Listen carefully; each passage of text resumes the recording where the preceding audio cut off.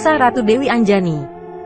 Pada satu masa di dekat negeri Alengka tempat para raksasa, tersebutlah sebuah pertapaan yang disebut dengan Gunung Sukendra. Pertapaan itu dihuni oleh Resi Gotama dan keluarganya. Resi Gotama adalah keturunan Batara Ismaya, putra Prabu Herya dari Mahespati. Resi Gotama memiliki seorang kakak bernama Prabu Kartawirya yang kelak akan menurunkan Prabu Arjuna Sasrabahu atas jasa-jasa dan baktinya kepada para dewa. Resi Gotama dianugerahi seorang bidadari kahyangan bernama Dewi Windradi. Dari hasil perkawinannya mereka dikaruniai 3 orang anak Dewi Anjani, Guwarsa Subali dan Guwaresi Sugriwa. Tahun berganti tahun, Dewi Windradi yang selalu dalam kesepian karena bersuamikan seorang Brahmana tua, akhirnya tergoda oleh panah asmara Batara Surya Dewa Matahari. Terjadi saat sang Dewi sering berjemur telanjang mandi sinar matahari di pagi hari. Terjalinlah hubungan asmara secara rahasia sedemikian rapi sehingga sampai bertahun-tahun tidak diketahui oleh Resi Gotama maupun oleh ketiga putranya yang sudah menginjak dewasa. Akibat suatu kesalahan kecil yang dilakukan oleh Dewi Anjani, jalinan kasih yang sudah berlangsung cukup lama itu akhirnya terbongkar dan membawa akibat yang sangat buruk bagi keluarga Resi Gotama. Karena rasa cintanya yang begitu besar pada Dewi Anjani, Dewi Windradi mengabaikan pesan Batara Surya, memberikan pusaka kedewataan Cupu Manik Astagina kepada Anjani. Padahal ketika memberikan Cupu Manik Astagina kepada Dewi Windradi, Batara Surya telah berwanti-wanti untuk jangan sekali benda kedewatan itu ditunjukkan apalagi diberikan orang lain, walau itu putranya sendiri. Kalau pesan itu sampai terlanggar, sesuatu kejadian yang tak diharapkan akan terjadi. Cupu Manik Astagina adalah pusaka kadewatan yang menurut ketentuan dewata tidak boleh dilihat atau dimiliki oleh manusia lumrah. Larangan ini disebabkan karena Cupu Manik Astagina di samping memiliki khasiat kesaktian yang luar biasa, juga di dalamnya mengandung rahasia kehidupan alam nyata dan alam kesuragaan. Dengan membuka Cupu Manik Astagina, melalui mangkoknya kita akan dapat melihat dengan nyata dan jelas gambaran surga yang serba polos, suci dan penuh kenikmatan. Sedangkan dari tutupnya akan dapat dilihat dengan jelas seluruh kehidupan semua makhluk yang ada di jagat raya. Sedangkan khasiat kesaktian yang dimiliki Cupu Manik Astagina ialah dapat memenuhi semua apa yang diminta dan menjadi keinginan pemiliknya.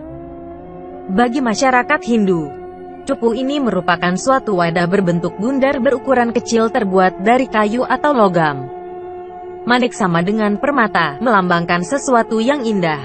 Astagina sama dengan 8 macam sifat yang harus dimiliki oleh seorang Brahmana. 1. Daya sarwa buta 11 kasih kepada sekalian makhluk. 2. Ksatim suka memaafkan, sabar. 3. Anasunya tidak kecewa atau menyesal. 4. Saucam suci lahir batin. 5. Anayasa tidak mengeluarkan tenaga berlebih-lebihan. Jawa, nyangka, ngaya. 6. Manggalam beritikat baik. 7. Akar pahnya tidak merasa miskin baik dalam hal batinnya maupun lahiriah, gitu pula dalam hal budi. 8. Aspreba tidak berkeinginan atau bahwa nafsu duniawi. Namun dorongan rasa cinta terhadap putri tunggalnya telah melupakan pesan Batara Surya. Dewi Windradi memberikan Cupu Manik Astagina kepada Anjani, disertai pesan agar tidak menunjukkan benda tersebut baik kepada ayahnya maupun kepada kedua adiknya. Suatu kesalahan dilakukan oleh Anjani. Suatu hari ketika ia akan mencoba kesaktian Cupu Manik Astagina, kedua adiknya, Guwarsa dan Guwarsi melihatnya. Terjadilah keributan di antara mereka, saling berebut Cupu Manik Astagina. Anjani menangis melapor pada ibunya, sementara Guwarsa dan Guwarsi mengadu pada ayahnya. Bahkan secara emosi Guwarsa dan Guwarsi menuduh ayahnya, Resi Gotama, telah berbuat tidak adil dengan menganak emaskan Anjani. Suatu tindakan yang menyimpang dari sifat seorang resi. Tuduhan kedua putranya membuat hati Resi Gotama sedih dan prihatin. sebab ia merasa tidak pernah berbuat seperti itu. Segera ia memerintahkan Jembawan, pembantu setianya untuk memanggil Dewi Anjani dan Dewi Windradi. Karena rasa takut dan hormat kepada ayahnya, Dewi Anjani menyerahkan cupu manik Astagina kepada ayahnya. Anjani berterus terang bahwa benda itu pemberian dari ibunya. Sementara Dewi Windradi bersikap diam membisu, tidak berani berterus terang dari mana ia mendapatkan benda kadewatan tersebut. Dewi Windradi seperti dihadapkan pada buah si malakama. Berterus terang akan membongkar hubungan gelapnya dengan Batara Surya. Bersikap diam sama saja artinya dengan tidak menghormati suaminya. Sikap membisut Dewi Windradi membuat Resi Gotama marah dan mengutuknya menjadi patung batu yang dengan kesaktiannya dilemparkannya melayang dan jatuh di Taman Arga Soka Kerajaan Alengka disertai kutukan. Kelak akan menjelma kembali menjadi manusia setelah dihantamkan ke kepala raksasa. Demi keadilan, Resi Gotama melemparkan cupu manik Astagina ke udara. Siapapun yang menemukan benda tersebut, dialah pemiliknya. Karena dorongan nafsu, Dewi Anjani, Guwaresi Guwarsa dan Jembawan segera mengejar benda kadewatan tersebut. Tapi cupu manik Astagina seolah-olah mempunyai sayap. Sebentar saja telah melintas di balik bukit. Cupu tersebut terbelah menjadi dua bagian, jatuh ke tanah dan berubah wujud menjadi telaga. Bagian cupu jatuh di negara Ayodhya menjadi telaga Nirmala. Sedangkan tutupnya jatuh di tengah hutan menjadi telaga Sumala. Kurung siku buka. Mitos ini hidup di kalangan masyarakat yang menyebutkan bahwa telaga Merdada, yang letaknya 3,5 km dari desa Dieng, dianggap sebagai penjelmaan dari cupu manik Astagina. Di dekat telaga Pengilon atau telaga cermin konon cerita bisa dipakai untuk kaca cermin terdapat Goa Shema. Masyarakat setempat mempercayainya sebagai bekas tempat semedi Bodronoyo atau Shema. Goa batu ini mempunyai panjang sekitar 5 meter dan dikeramatkan oleh masyarakat Dieng. Anjani, Guwarsi, Guwarsa dan Jembawan yang mengira cupu jatuh ke dalam telaga, langsung saja mendekati telaga dan meloncat masuk ke dalamnya. Suatu malapetaka terjadi. Guwarsa, Guwarsi dan Jembawan masing-masing berubah wujud menjadi seekor manusia kera. Melihat ada seekor kera di hadapannya, Guwarsa menyerang kera itu karena menganggap kera itu menghalang-halangi perjalanannya. Pertarungan tak pelak terjadi di antara mereka. Pertempuran seru dua saudara yang sudah menjadi kera itu berlangsung seimbang. Keduanya saling cakar, saling pukul untuk mengalahkan satu dengan lainnya. Sementara Jembawan yang memandang dari kejauhan tampak heran melihat dua kera yang bertengkar, namun segala tingkah laku dan pengucapannya sama persis seperti junjungannya Guwarsa dan Guwarsi. Dengan hati-hati Jembawan mendekat dan menyapa mereka. Merasa namanya dipanggil, mereka berhenti bertengkar. Barulah mereka sadar bahwa ketiganya telah berubah wujud menjadi seekor kera. Dan mereka pun saling berpelukan, menangisi kejadian yang menimpa diri mereka.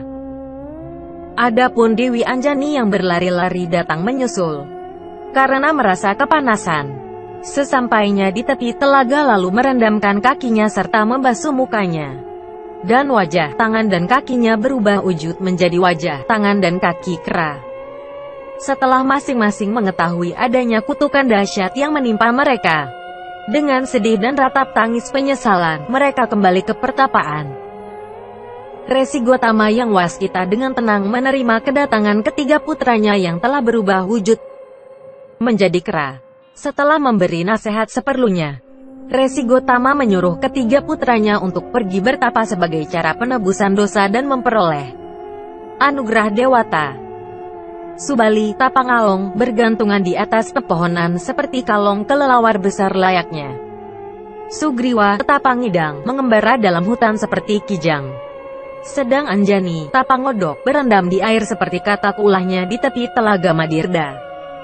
Lah tidak makan kalau tidak ada dedaunan atau apapun yang dapat dimakan yang melayang jatuh di pangkuannya, dan untuk melepas rasa haus ia membasahi mulutnya dengan air embun.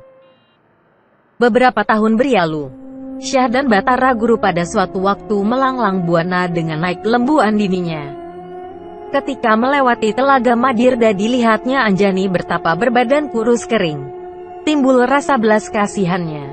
Maka dipetiknya dedaunan sinom daun muda pohon asam.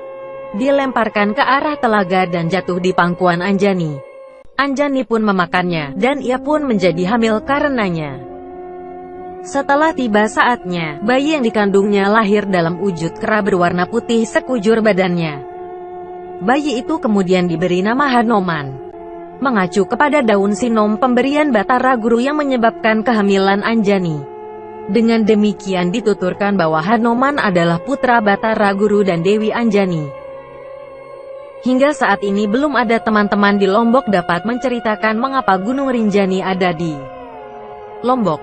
Hanya mereka bercerita kadang para pendaki saat mencapai kaldera dalam keadaan capai suka mendapatkan penampakan dari Dewi Rinjani yang cantik dengan sebagian tangannya dan mukanya berbulu mirip kera. Katanya jika ada tahu kisahnya tolong dilengkapi untuk melengkapi cerita dari gunung yang tercantum ini. Konon dalam kisah kerajaan Majapahit, Damar Wulan dapat mengalahkan Menak Jinggo setelah dia bertapa di Gunung Rinjani. Menak Jinggo menuntut ilmunya di Gunung Slamet. Semakin tinggi tempatnya, maka semakin besar kekuatan supernatural yang akan diperoleh. Allahualam, hanya Tuhan tahu. Tapi kalau lihat sejarah agama, kitab-kitab itu memang diturunkan di alam bebas seperti puncak gunung dan di dalam gua. Inilah kisah Ratu Dewi Anjani. Subscribe di Berita Kesehatan Tubuh.